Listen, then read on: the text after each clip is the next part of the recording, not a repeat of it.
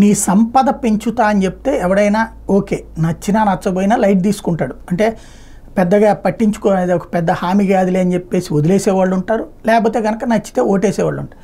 అలా కాకుండా నీ దగ్గర ఎక్కువ డబ్బులు ఉంటే దోచుకుంటాను, అది తీసుకెళ్ళి వేరే వాళ్ళకి పెడతాను అంటే అక్కడ తేడా వస్తుంది. మీ అందరి జీవితాల మీద సర్వే చేస్తాను. ఇప్పుడు సాధారణంగా కేసీఆర్ ఆ మధ్యన హౌసింగ్ సర్వే ఇదే టోటల్గా తెలంగాణ సర్వే చేశారు.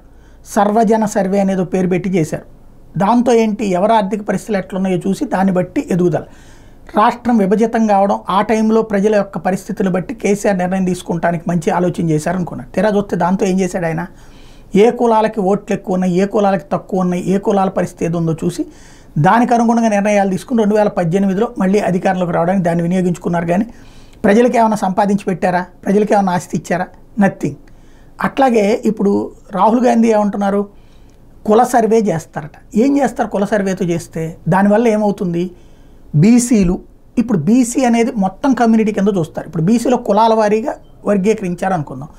దాంట్లో కొన్ని కులాల వాళ్ళకి ఓట్లు ఎక్కువ ఉన్నాయి. అప్పుడు నిర్ణయం ఏంటి ఉంటుంది, ఆ కులాల వాళ్ళకి ఉంటాయి. మొత్తం బీసీలకు అన్యాయంగా మిగతా ఇప్పుడు ఫర్ ఎగ్జాంపుల్ సింపుల్ ఈజీగా అర్థమయ్యే భాషలో చెప్పాలంటే యాదవ్ సామాజిక వర్గం 10,000 మంది ఉన్నారు. రెడ్డి గౌడ యలమ ఇట్లాగ వీళ్ళందరూ కలిపి 40,000 మంది ఉన్నారు. ఇప్పుడు బీసీ అనేటప్పటికి అందరికీ అవకాశాలు ఉన్నాయి.